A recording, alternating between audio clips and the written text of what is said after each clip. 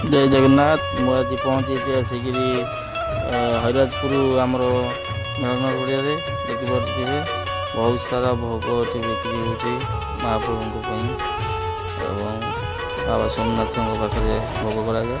ଏଠି ଦେଖିପାରୁଥିବେ ମହାପ୍ରଭୁଙ୍କ ପାଖରେ ଫଗୁ ବିଞ୍ଚୁଛନ୍ତି ସମସ୍ତେ ଏବଂ ଏଇଠି ବସିଛନ୍ତି ସୋମନାଥ ମହାପ୍ରଭୁ।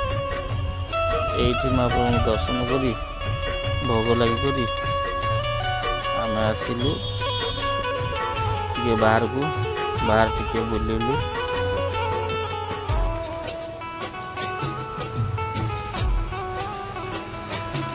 ପୁରା ଚାରିଆଡ଼େ ଏମିତି କଦଳୀ ସବୁ ଥୁଆହେଇଛି।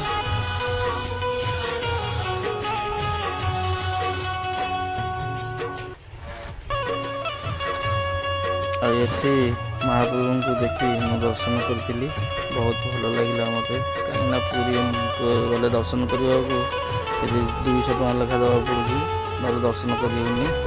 ସାଧାରଣ ଜନତା ବି ଯାଇକି ଦର୍ଶନ କରିପାରୁନାହାନ୍ତି। ଏବଂ ଏଠି ଦେଖିପାରୁଥିବେ ବହୁତ ବଡ଼ ଷଣ୍ଢଟି ଅଛି। ଆଉ ଏଠି ବିଭିନ୍ନ ପ୍ରକାର ଘରୋଇ ଉପକରଣ ସବୁ ଆମର ଶିଳ, ଘରଣା ଆଉ ପଥର ସାମଗ୍ରୀ ସବୁ ବିକ୍ରି ହେଉଛି। ବହୁତ ଲୋକମାନେ ଦେଖୁଛନ୍ତି ଯେ ଯାହା ମନ ପସନ୍ଦ ନେବା ପାଇଁକା। ଆଉ ଏଠି ଛୋଟ ପିଲାଙ୍କ ପାଇଁ ଏନ୍ଜୟ କରିବା ପାଇଁ ପୁରା ଦୋଳି ବ୍ୟବସ୍ଥା କରାଯାଇଛି, କିନ୍ତୁ ଦିନରେ ବନ୍ଦ ଥିଲା। କ'ଣ ପାଇଁ ବନ୍ଦ ଥିଲା ମୁଁ ଜାଣିନି, କିନ୍ତୁ ବନ୍ଦ ଥିଲା। ଆମେ ବୁଲିକିରି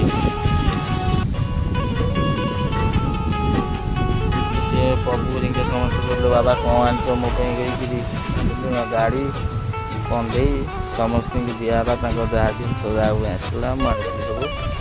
ସେମାନେ ଏବେ ଚାଲିବେ ମନ ଖୁସି।